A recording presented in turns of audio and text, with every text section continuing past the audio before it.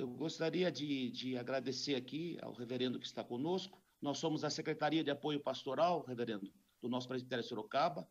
Está conosco aqui o reverendo Wellerson, presidente do nosso sínodo. Está conosco o reverendo Jorcelino, o Binho, nosso parceiro de Secretaria de Apoio Pastoral. Está conosco também o reverendo Wellington Scassinati, que não está aparecendo na carinha bonita dele, mas ele que fez o convite ao reverendo Augustus, muito obrigado. E os demais irmãos. Podemos, então, reverendo Wellerson, ter uma palavra de oração, para que o reverendo possa iniciar esse período para nós? Serão 2 momentos.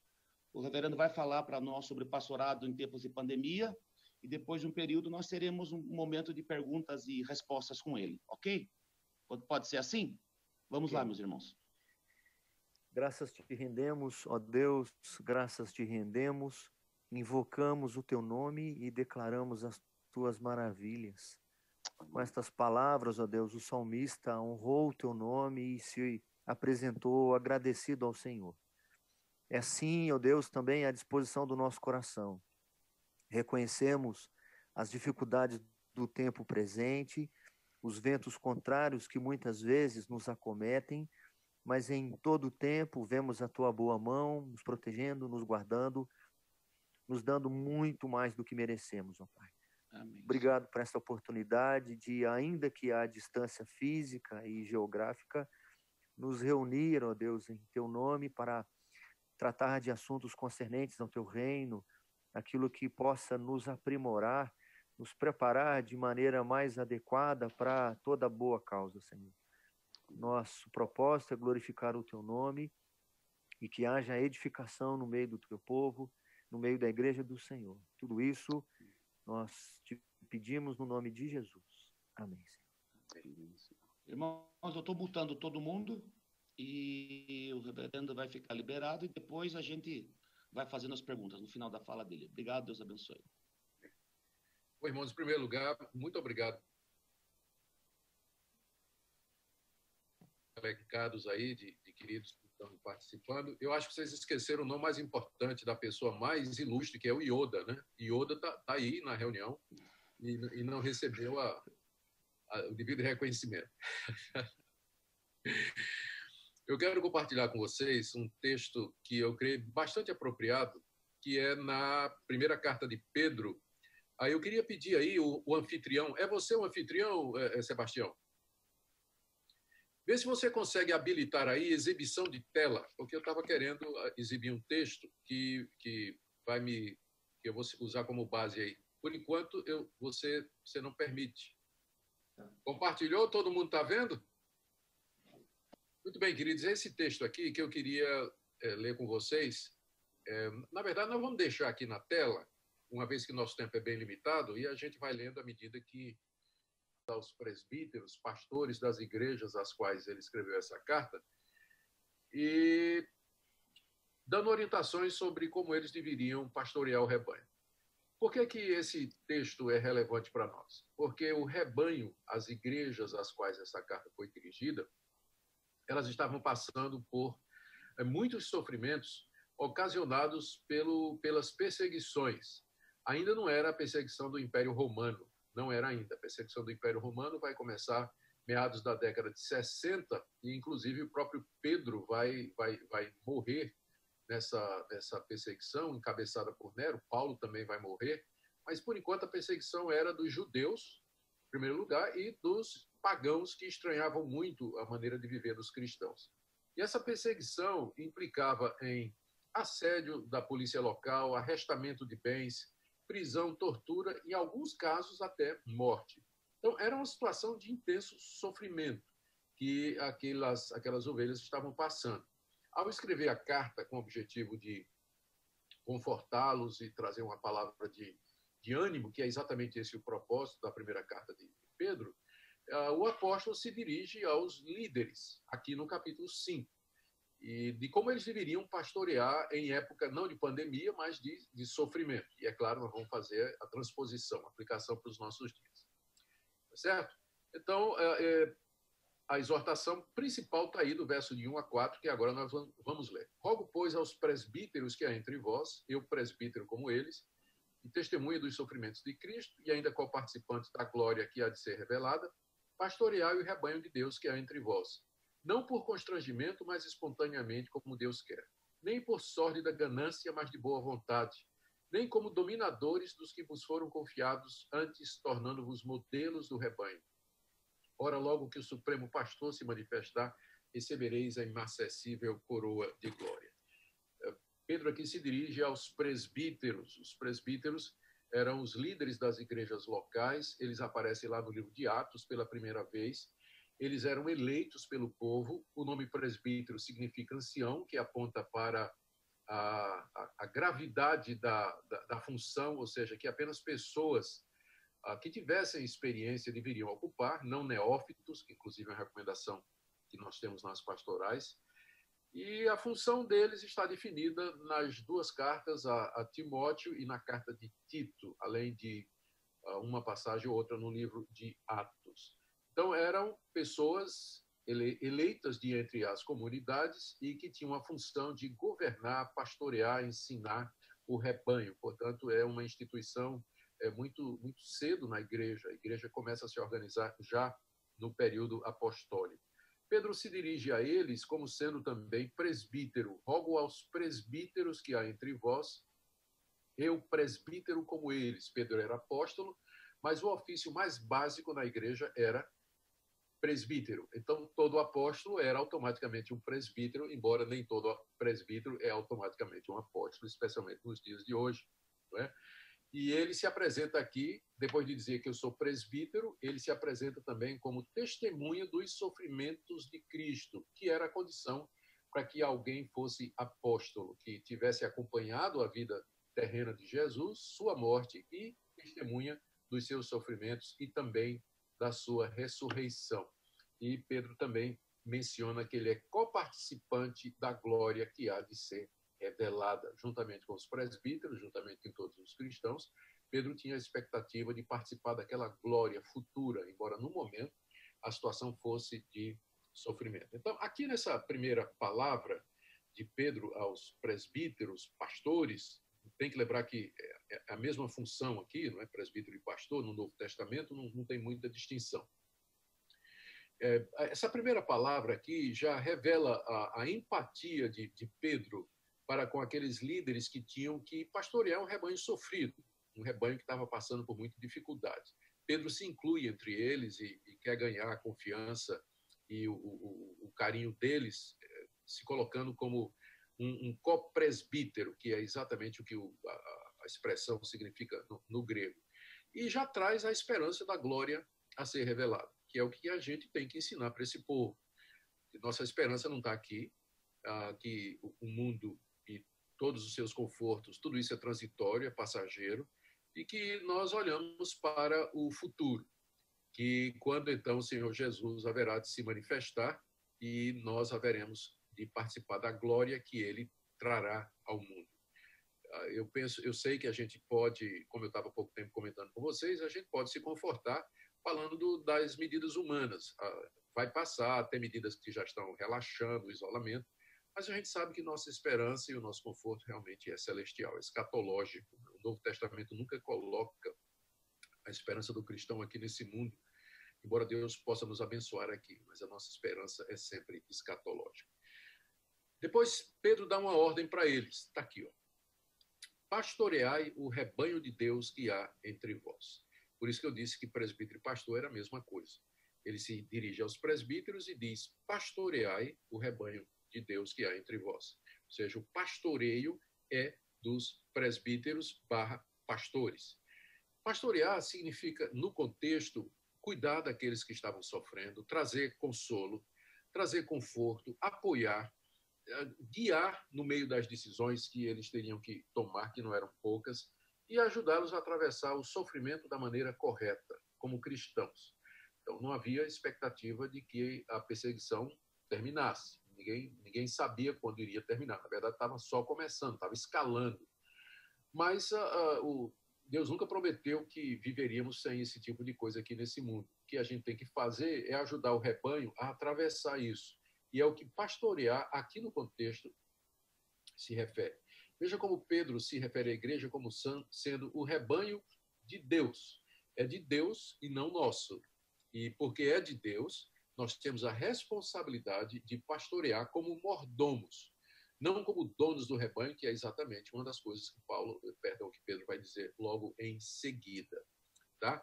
E aí ele coloca 3 antíteses aqui para definir de que maneira nós temos que pastorear o rebanho, especialmente em época de crise. Não por constrangimento, mas espontaneamente, como Deus quer. Ou seja, não constrangido, forçado pelo nosso ofício.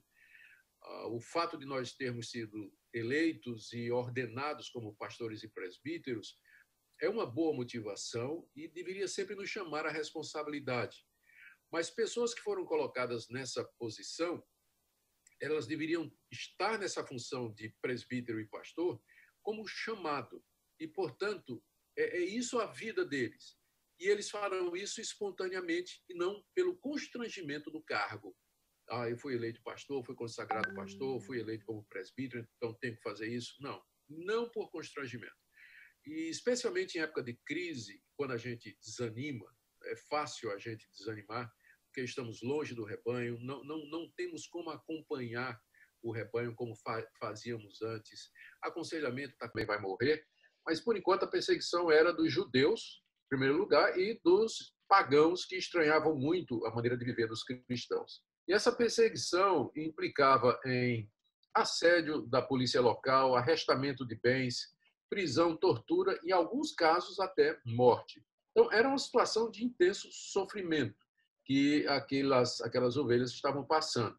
Ao escrever a carta com o objetivo de confortá-los e trazer uma palavra de ânimo, que é exatamente esse o propósito da primeira carta de Pedro, o apóstolo se dirige aos líderes, aqui no capítulo 5, e de como eles deveriam pastorear em época não de pandemia, mas de sofrimento. E, é claro, nós vamos fazer a transposição, a aplicação para os nossos dias. Tá certo? Então, a exortação principal está aí do verso de 1 a 4, que agora nós vamos ler. Rogo, pois, aos presbíteros que há entre vós, eu presbítero como eles, e testemunha dos sofrimentos de Cristo, e ainda co-participantes da glória que há de ser revelada, pastoreai o rebanho de Deus que há entre vós, não por constrangimento, mas espontaneamente, como Deus quer, nem por sórdida ganância, mas de boa vontade, nem como dominadores dos que vos foram confiados, antes tornando-vos modelos do rebanho. Ora, logo que o Supremo Pastor se manifestar, recebereis a inacessível coroa de glória. Pedro aqui se dirige aos presbíteros. Os presbíteros eram os líderes das igrejas locais, eles aparecem lá no livro de Atos pela primeira vez. Eles eram eleitos pelo povo. O nome presbítero significa ancião, que aponta para a gravidade da função, ou seja, que apenas pessoas que tivessem experiência deveriam ocupar, não neófitos, que inclusive é uma recomendação que nós temos nas pastorais. E a função deles está definida nas 2 cartas, a Timóteo e na carta de Tito, além de uma passagem ou outra no livro de Atos. Então, eram pessoas eleitas de entre as comunidades e que tinham a função de governar, pastorear, ensinar o rebanho. Portanto, é uma instituição muito, muito cedo na igreja. A igreja começa a se organizar já no período apostólico. Pedro se dirige a eles como sendo também presbítero. Rogo aos presbíteros que há entre vós, eu presbítero como eles. Pedro era apóstolo, mas o ofício mais básico na igreja era presbítero. Então, todo apóstolo era automaticamente um presbítero, embora nem todo presbítero é automaticamente um apóstolo, especialmente nos dias de hoje, não é? E ele se apresenta aqui, depois de dizer que eu sou presbítero, ele se apresenta também como testemunha dos sofrimentos de Cristo, que era a condição para que alguém fosse apóstolo, que tivesse acompanhado a vida terrena de Jesus, sua morte e testemunha dos seus sofrimentos e também da sua ressurreição. E Pedro também menciona que ele é coparticipante da glória que há de ser revelada, juntamente com os presbíteros, juntamente com todos os cristãos. Pedro tinha a expectativa de participar daquela glória futura, embora no momento a situação fosse de sofrimento. Então, aqui nessa primeira palavra de Pedro aos presbíteros, pastores, tem que lembrar que é a mesma função aqui, não é? Presbítero e pastor, no Novo Testamento não tem muita distinção. Essa primeira palavra aqui já revela a empatia de Pedro para com aqueles líderes que tinham que pastorear um rebanho sofrido, um rebanho que estava passando por muita dificuldade. Pedro se inclui entre eles e quer ganhar a confiança e o carinho deles, se colocando como um copresbítero, que é exatamente o que a expressão significa no grego. E já traz a esperança da glória a ser revelada, que é o que a gente tem que ensinar para esse povo. Nossa esperança não está aqui, que o mundo e todos os seus confortos, tudo isso é transitório, é passageiro, e que nós olhamos para o futuro, que quando então o Senhor Jesus haverá de se manifestar e nós haveremos de participar da glória que ele trará ao mundo. Eu sei que a gente pode, como eu estava há pouco tempo comentando com vocês, a gente pode se confortar falando das medidas humanas. Vai passar, tem medidas que já estão relaxando o isolamento, mas a gente sabe que nossa esperança e o nosso conforto realmente é celestial, é escatológico. O Novo Testamento nunca coloca a esperança do cristão aqui nesse mundo, embora Deus possa nos abençoar aqui, mas a nossa esperança é sempre escatológica. Depois, Pedro dá uma ordem para eles. Está aqui, ó. Pastoreai o rebanho de Deus que há entre vós. Por isso que eu disse que presbítero e pastor era a mesma coisa. Ele se dirige aos presbíteros e diz, pastoreai o rebanho de Deus que há entre vós. Ou seja, o pastoreio é dos presbíteros / pastores. Pastorear significa, no contexto, cuidar daqueles que estavam sofrendo, trazer consolo, trazer conforto, apoiar, guiar no meio das decisões que eles teriam que tomar, que não eram poucas, e ajudá-los a atravessar o sofrimento da maneira correta, como cristãos. Então, não havia expectativa de que a perseguição terminasse. Ninguém sabia quando iria terminar. Na verdade, estava só começando, estava escalando. Mas Deus nunca prometeu que viveríamos sem esse tipo de coisa aqui nesse mundo. O que a gente tem que fazer é ajudar o rebanho a atravessar isso. E é o que pastorear, aqui no contexto, se refere. Veja como Pedro se refere à igreja como sendo o rebanho de Deus. É de Deus e não nosso. E porque é de Deus, nós temos a responsabilidade de pastorear como mordomos, não como donos do rebanho, que é exatamente uma das coisas que Pedro vai dizer logo em seguida, tá? E aí ele coloca 3 antíteses aqui para definir de que maneira nós temos que pastorear o rebanho, especialmente em época de crise. Não por constrangimento, mas espontaneamente, como Deus quer. Ou seja, não constrangido, forçado pelo nosso ofício. O fato de nós termos sido eleitos e ordenados como pastores e presbíteros é uma boa motivação e deveria sempre nos chamar à responsabilidade. Mas pessoas que foram colocadas nessa posição, elas deveriam estar nessa função de presbítero e pastor como chamado. E, portanto, é isso a vida deles. E eles farão isso espontaneamente e não pelo constrangimento do cargo. Eu fui eleito pastor, fui consagrado pastor, fui eleito como presbítero, então tenho que fazer isso. Não por constrangimento. E especialmente em época de crise, quando a gente desanima, é fácil a gente desanimar, porque estamos longe do rebanho, não temos como acompanhar o rebanho como fazíamos antes.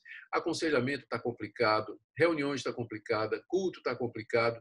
Então, às vezes, a gente quer desanimar, quer perder a força e o vigor para fazer a obra, e somos lembrados de que Deus nos chama para pastorear o seu rebanho de maneira espontânea. É isso como Deus quer, final aí da frase. Deus deseja que pastores e presbíteros pastoreiem o seu rebanho em épocas de crise espontaneamente, voluntariamente, mesmo em meio a tantas dificuldades que essa tarefa espinhosa se nos propõe.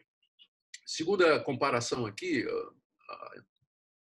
essa próxima antítese é bem interessante. Pastoreai não por sorte da ganância, mas de boa vontade.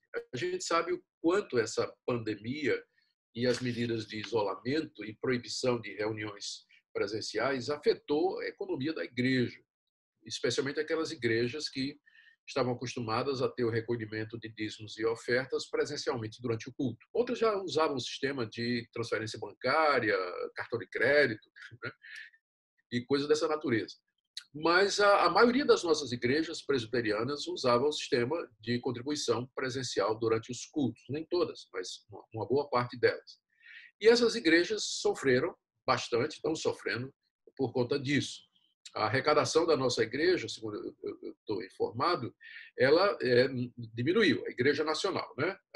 Diminuiu uma porcentagem razoável, né? Não chega a ser dramático, e apesar de que a situação em algumas pequenas igrejas é dramática, mas eu estou falando da Igreja Nacional, houve uma queda. E aí o que é que acontece? Pastores, eles têm que estar preparados, nós precisamos estar preparados para redução de côngruas, para faltar recursos financeiros, para enfrentar o momento de escassez que haverá de vir. É a segunda onda, né? Ela vai vir, muitos dos membros da nossa igreja que costumam contribuir, eles vão perder emprego, se já não perderam. Pequenas empresas vão fechar, empresas maiores vão sofrer prejuízos muito grandes, e tudo isso vai afetar a arrecadação. E nós dependemos dos recursos que a igreja recebe através dos dízimos e ofertas. Mas esse é o momento da gente não desanimar e de mostrar que nós estamos ali, não é pelo salário, não é pela côngrua, que continuaremos a servir e a pastorear a igreja, ainda que a gente seja profundamente afetado na questão financeira. Porque nós fazemos isso não é por sórdida ganância, ou seja, avarentos ou pensando no dinheiro e tendo apenas o sustento como objetivo. Mas nós fazemos isso de boa vontade, quer nós tenhamos muito, quer tenhamos pouco. Eu creio que esse é um dos grandes desafios para pastorear durante essa pandemia, é que nós nos desapeguemos da questão financeira, porque ela vem com força, ela virá com força, mas façamos isso de boa vontade. E a terceira antítese aqui, no verso 3, nem como dominadores dos que vos foram confiados, antes tornando-vos modelos do rebanho. Essa palavra para dominador, na língua grega, é uma palavra composta de kata, que é uma preposição que às vezes acentua, e kyrios, ou kyriel, que é o verbo ser senhor, governar. Então, não é só senhor, ser senhor, mas dominar. Né? A ação do verbo está bem intensificada aqui. Exercer o domínio. E antes a gente tem que se tornar modelo do rebanho. Essa é uma outra tentação muito grande que nós temos durante essa pandemia, que é nós, de alguma forma, tentarmos manter o controle do rebanho e com medo que ele disperse, com medo de que a gente, de alguma forma, perca a influência. A gente fica meio que desorientado numa situação como essa. Mas o caminho que Pedro está dando aqui para aqueles que estavam liderando no momento de crise é que eles se tornassem modelos do rebanho. Modelos na perseverança, modelos na paciência, modelos na oração, modelos em sofrer a perda e o dano, modelo em confiar em Deus para prover as coisas necessárias. O que o rebanho mais precisa agora, nesse momento de pandemia, de crise, de sofrimento, de perda financeira, incerteza com relação ao futuro, o caos político que está instalado no nosso país, o que o rebanho precisa é ter um modelo de pessoa serena, tranquila, calma, que está confiante em Deus, que toma as decisões corretas para servir de referencial nessa hora em que tem muita gente confusa, muita gente perplexa e sem saber o que fazer. Então, em vez de sermos dominadores do rebanho, nos tornarmos modelo. Modelo, inclusive, nas determinações sanitárias. Se tem que usar máscara, o pastor usa. Se não pode ir para determinado lugar, não vai. Ele tem que ser o modelo do rebanho, para que o rebanho perceba ou tenha uma orientação sobre o que fazer. E ele termina aqui no verso 4 com uma palavra de encorajamento. Logo que o Supremo Pastor se manifestar, recebereis a inacessível coroa da glória, ou seja, aquela coroa que não murcha, que não pode murchar. Tudo mais murcha aqui. Nosso salário murcha, nossas côngruas vão murchar, mas a coroa da glória, que está reservada para nós, ela não vai murchar. E ela será dada pelo Supremo Pastor. Aqui, Pedro está lembrando que o pastor supremo, nós somos presbíteros e pastores, mas o pastor supremo, a quem pertence o rebanho, é o nosso Senhor e Salvador Jesus Cristo. Por enquanto, ele está assentado à direita do trono da majestade nas alturas, intercedendo por nós, enviando o seu Espírito Santo para guiar a vida da igreja. E no momento certo, ele haverá de se manifestar ao mundo em poder e glória. E quando isso acontecer, os pastores fiéis, presbíteros fiéis, que pastorearam o rebanho de Deus, não por sorte da ganância, nem como dominadores, e não por constrangimento, eles vão receber a inacessível coroa da glória. Queridos, aqui no restante do texto, tem algumas palavras que eu creio que também são bastante, ou que são bem relevantes aqui para nós, né? Ele diz, aqui no verso 5, uma orientação aos jovens. Rogue igualmente aos jovens, sede submisso aos que são mais velhos. A palavra mais velhos aqui é a palavra grega para presbítero. Então, é possível que a orientação, uma vez que ele está tratando da liderança, seja para que os jovens se sujeitem à autoridade da igreja, aos presbíteros e pastores. Aí ele diz, outrossim, no trato de uns com os outros, cingivos todos de humildade. E aqui ele inclui toda a igreja e também os líderes, pastores e presbíteros aos quais ele está se dirigindo. Ele pede que os jovens se sujeitem às autoridades, aos líderes, especialmente em um momento de crise. É importante isso, que a mocidade, a juventude, vejam na sua liderança um modelo a ser seguido, que se submeta voluntariamente, mas todos têm que se tratar com humildade, porque Deus resiste aos soberbos, contudo, aos humildes concede a sua graça. E o que a gente mais precisa em época de crise para pastorear é exatamente a graça de Deus, que ele concederá àqueles que se humilharem diante dele. E aí vem a ordem, a ordem é essa, humilhai-vos, portanto, sob a poderosa mão de Deus. Como pastores de um rebanho em crise, é isso que nós temos que fazer, nos humilhar debaixo da poderosa mão de Deus.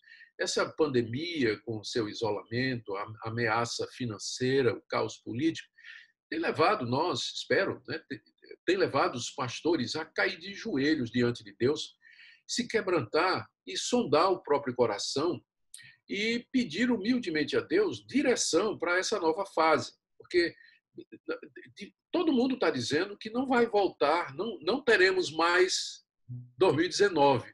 A realidade daqui para frente ela vai ser outra. Ainda vai ter reabertura, mas não vai ser exatamente como antes. Muita coisa mudou. O mundo mudou e vai mudar depois dessa pandemia. E nós precisamos de sabedoria para saber como conduzir o rebanho com relação aos nossos encontros, aos nossos cultos, o uso da internet, os recursos virtuais.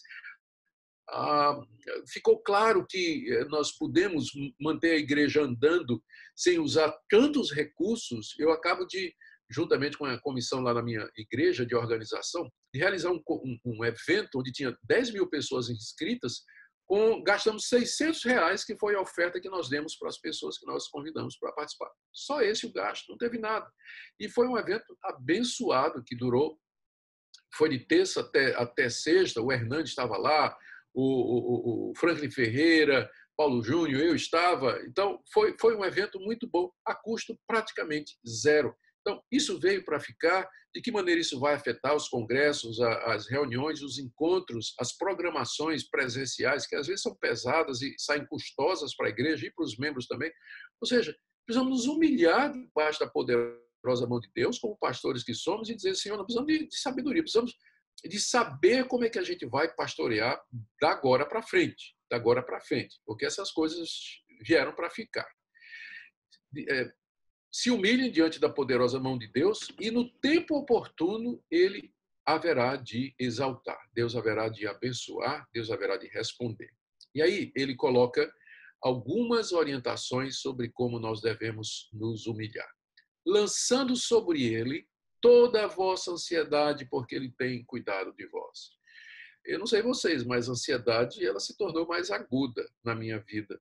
Eu já sou ansioso por natureza, tenho sempre que estar orando e controlando o meu coração, e com essa crise, a ansiedade ela bateu, né? Bateu forte.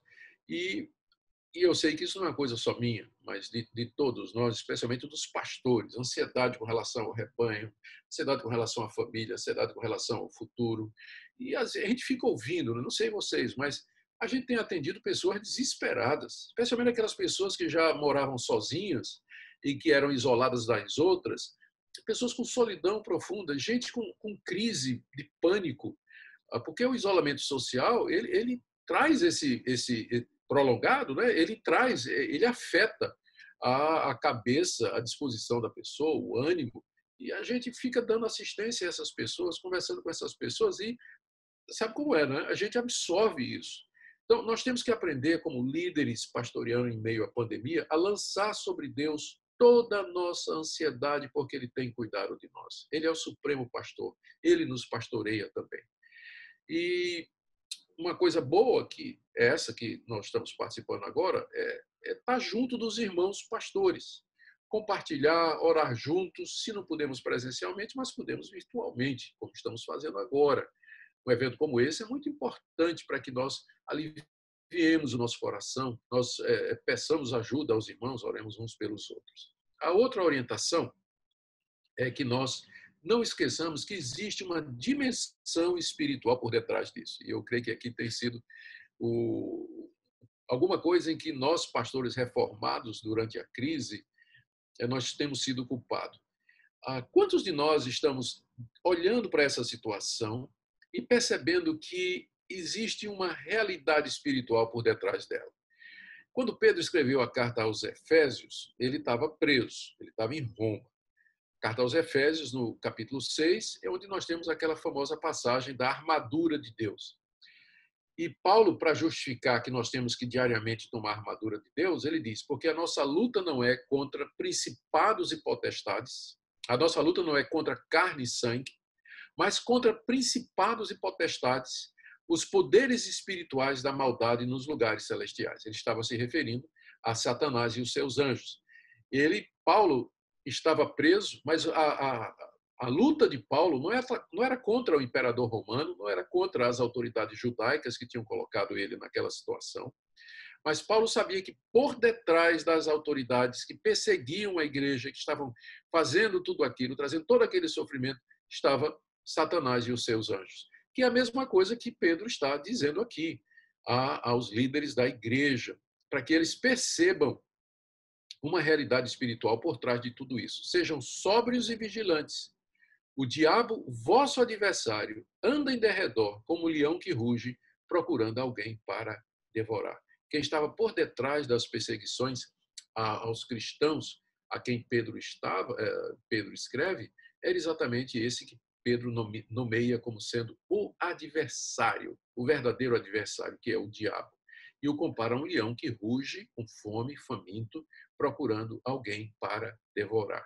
Então, além das medidas de pastoreio práticas que a gente tem que tomar para ajudar o nosso rebanho, nós temos que lembrar que nós pastores, e o nosso rebanho também, nós estamos numa luta espiritual e que nós temos que resistir ao diabo, firmes na fé, certos de que sofrimentos iguais aos vossos estão se cumprindo na vossa irmandade espalhada pelo mundo. Resistir ao diabo aqui, firmes na fé, significa não nos deixar levar para aquilo que o diabo quer, nos desanimar, nos fazer perder a confiança, nos fazer cair em tentação, porque a gente sabe das tentações do isolamento. Violência doméstica, divórcio, imoralidade, pornografia. O diabo usa tudo isso para despertar esse isolamento e as suas consequências. O diabo usa isso para provocar aquilo que há de pior em nós. E se a gente não percebe essa dimensão espiritual, a gente vai acabar uma hora dessa sendo vencido. Então, além de tomar todas as medidas necessárias para o pastoreio, nós temos que nos engajar em batalha espiritual, em oração diante de Deus e suplicar a Deus, pedir a Deus que Deus nos dê graça para enfrentar esse adversário verdadeiro, que é o verdadeiro adversário por trás de tudo. Sempre foi o verdadeiro adversário. E às vezes nós presbiterianos, a gente, por conta da nossa reação aos abusos cometidos no campo pentecostal, a gente vai para o outro lado e vive como se o diabo não existisse. E pastoreia como se o nosso adversário fossem os homens, quando na verdade tem essa realidade espiritual que precisa ser vivida. Pedro aqui, desculpem, lembra de que os mesmos sofrimentos estão passando nossos irmãos pastores, colegas, líderes pelo mundo todo, num momento como esse, para a gente não pensar que somos os únicos que estamos sofrendo e que a nossa situação é pior do que as outras. Não é. Os sofrimentos são iguais no mundo todo. E, finalmente, ele termina aqui com a palavrinha de conforto. Deus de toda graça, que em Cristo vos chamou à sua eterna glória, depois de terdes sofrido por um pouco, ele mesmo vos há de aperfeiçoar, firmar, fortificar e fundamentar. A ele seja o domínio pelos séculos dos séculos. Amém. Nosso Deus tem o controle da situação, tem o controle dessa pandemia, ele tem o cronograma da história que ele mesmo estabeleceu, o calendário do mundo foi ele que determinou. Então, no tempo certo, depois que a gente sofrer aquilo que ele acha que é o necessário para nosso aperfeiçoamento, ele vai nos aperfeiçoar, firmar, fortificar e fundamentar. A ele seja o domínio pelos séculos dos séculos. Amém. Então, queridos, era essa palavra que eu queria trazer para vocês, de como pastorear em meio ao sofrimento. Voluntariamente, não por sorte da ganância, não como dominadores, mas nos tornando como modelos do rebanho, humildemente nos submetendo uns aos outros, nos humilhando debaixo da poderosa mão de Deus, lembrando que existe uma dimensão espiritual nisso tudo e servindo a Deus com humildade juntamente com os irmãos e lançando sobre ele toda a nossa ansiedade, porque ele de fato tem cuidado de nós. Essa pandemia tem cobrado um pedágio grande na minha saúde mental e intelectual. Mas, ao mesmo tempo, eu não me lembro, no meu passado mais recente, de algum outro período em que eu tenha sentido mais a mão de Deus e a paz de Deus e a graça de Deus na minha vida e no meu ministério. E isso porque ele prometeu que haveria de cuidar de nós. Amém? Eu queria orar com vocês e passar a palavra de volta ao nosso irmão Sebastião para conduzir então o que virá em seguida. Ó Deus, o Senhor nos colocou como pastores do teu rebanho e nós pedimos que o Senhor nos dê graça para pastorearmos não por constrangimento, não por ganância, nem como dominadores, mas nos humilhando diante de ti e em relação uns aos outros, lançando sobre ti a nossa ansiedade, lembrando do nosso adversário, que é Satanás, e aguardando o momento em que o Senhor vai nos aperfeiçoar, firmar, fundamentar, quando chegar a hora de o Senhor nos livrar dessa tribulação. Conforta aos nossos irmãos, especialmente aqueles que estão passando por problemas nas suas igrejas, dá-lhes graça e misericórdia. Em nome de Jesus. Amém. Amém. Deus abençoe, reverendo, pela palavra. Agora, um tempo de pergunta. Vou exercer o exercício da primazia aqui como mediador e aproveitando o nosso teólogo, nosso mestre, um presente do Senhor para a nossa igreja, a vida do reverendo Augustus, um profundo conhecedor, um homem que tem se dedicado toda a sua vida e tem sido uma inspiração para nós, reverendo. Deus abençoe o seu ministério. Ministério online, que tem alcançado tantas pessoas. Só o testemunho, reverendo. Um dia chegou na porta da nossa igreja, uma pessoa perguntou aqui é a igreja do reverendo Augustus? Eu falei, olha, não é não. Aqui é o pastor Gustavo que está conosco aqui. Mas nós somos da mesma denominação. Eu ouvi ele falando lá na internet para a gente procurar uma igreja. Eu falei, então entra, meu irmão, aqui é o lugar certo. Reverendo, duas perguntinhas capciosas, por irmão. Vai lá. Existe culto online? Segunda, aproveitando, existe ceia online? Só para provocar o momento. Certo.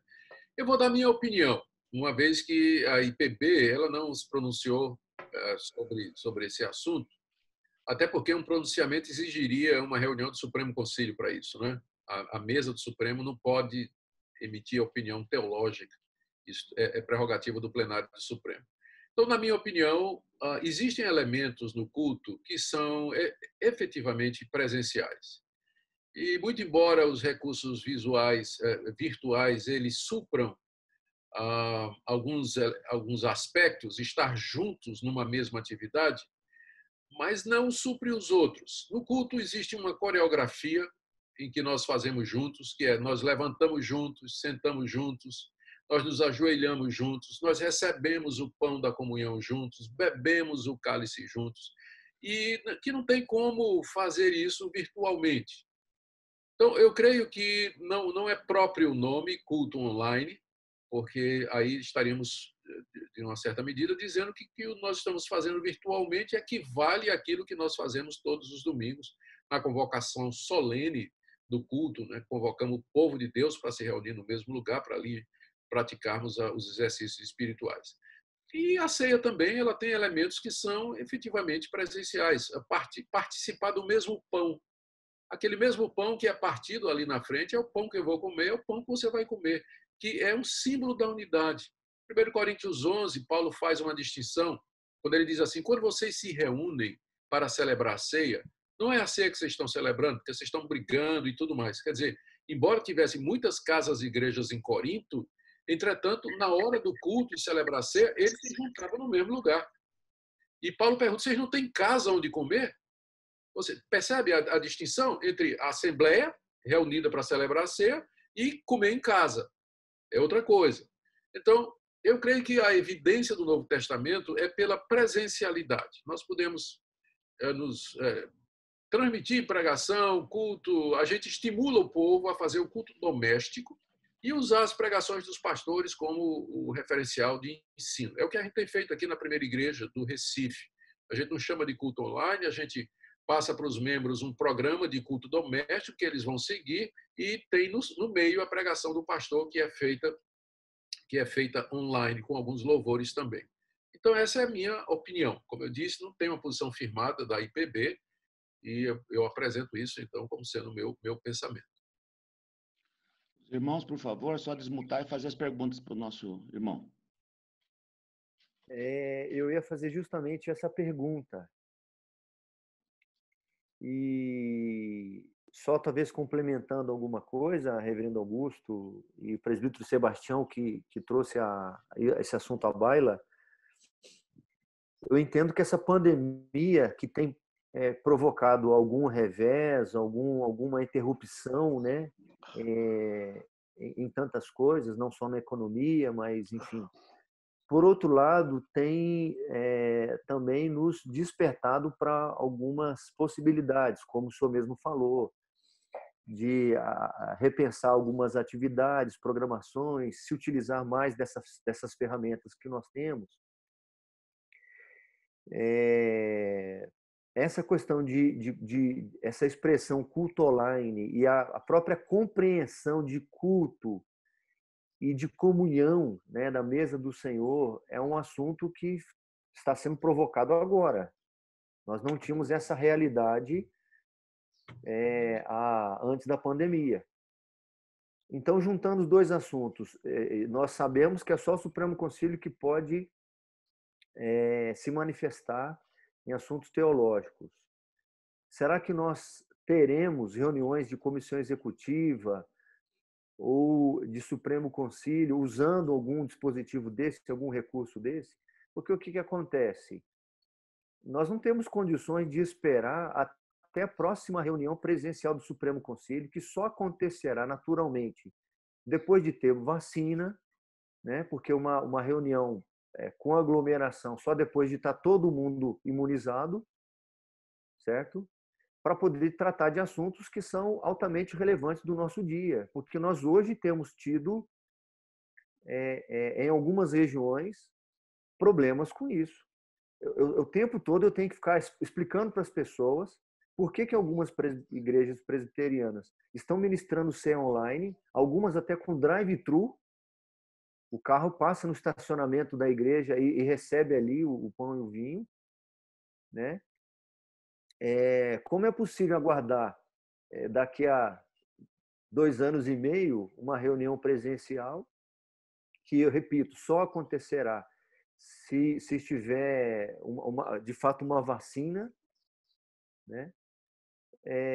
Com assuntos que já estão trazendo uma problemática para a igreja na atualidade. Nós já tínhamos mais de uma igreja dentro da nossa denominação. E agora a distância tem aumentado. Desculpa por ter me alongado.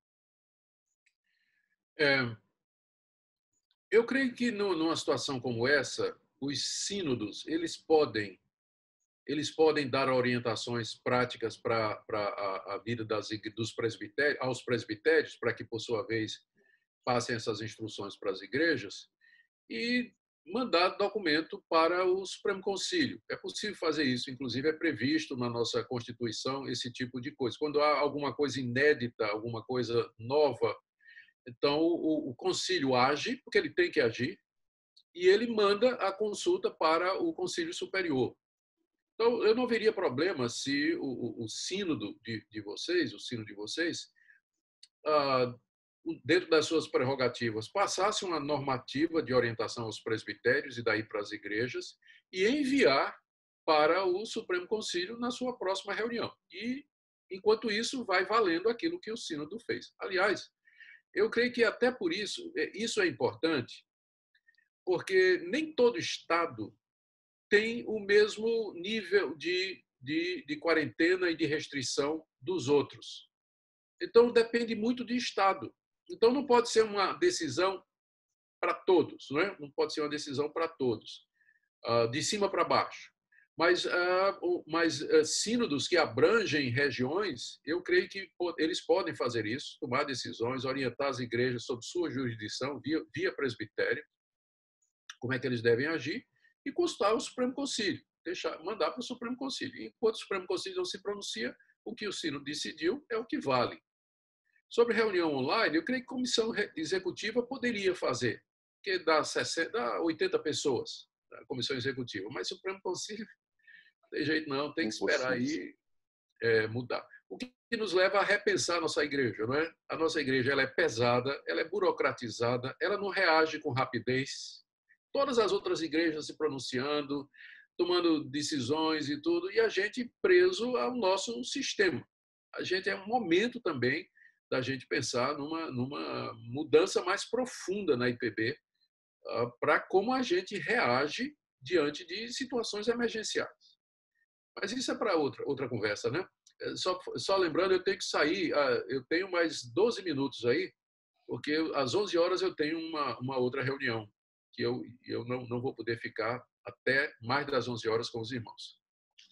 Posso fazer uma pergunta, então, agora, aproveitando a oportunidade. Reverendo, até onde pode ir a nossa obediência civil? Eu estou perguntando isso porque, um pouco antes da sua palavra, a gente estava falando, o senhor falou de Romanos 13, mas eu me lembro que, recentemente, em Recife, vocês tiveram uma dificuldade com o lockdown e vocês não poderiam nem ir para a igreja gravar os cultos. Então, como é que nós conciliamos essas coisas? Sim, nós vivemos nós cristãos, nós estamos aqui no Brasil, no Estado Democrático de Direito, que é regido por uma lei, que é a Constituição Federal, que é a autoridade maior em termos humanos aqui no nosso país. Então, enquanto e os três poderes, eles estão debaixo da Constituição. Eles não estão acima. STF não está acima, Bolsonaro não está acima, os governadores não estão. Todo mundo está debaixo da Constituição.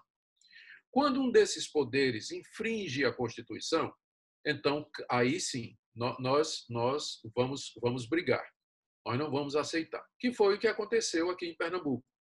Quando o governador baixou as regras do lockdown aqui, ele não contemplou a situação das igrejas. E, pelo que ele fez aqui, a gente não podia nem ir para a igreja gravar e transmitir as nossas pregações. Então, a gente seguiu os passos que nos são garantidos os passos que são garantidos pela Constituição. Nós entramos com um recurso, conversamos com o governador e ele atendeu. Então, se ele não tivesse atendido, aí já seria o caso da gente entrar com habeas corpus, um mandato de segurança junto ao STF e brigar pelos nossos direitos.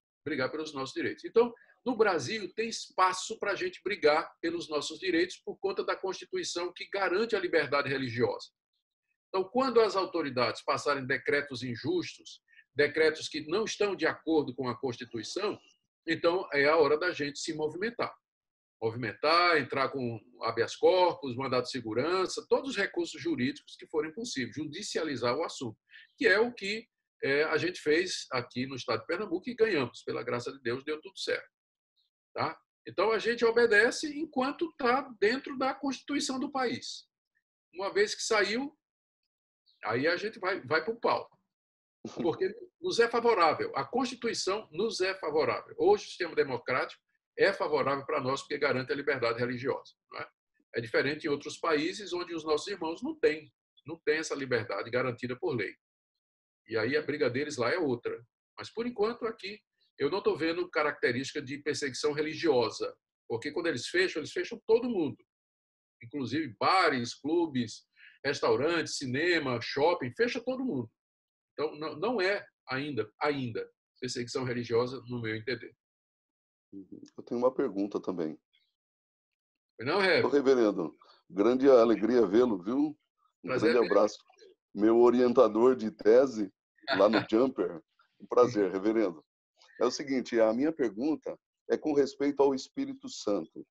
Nós vemos na história da igreja uma série de derramar do Espírito Santo em momentos de crise.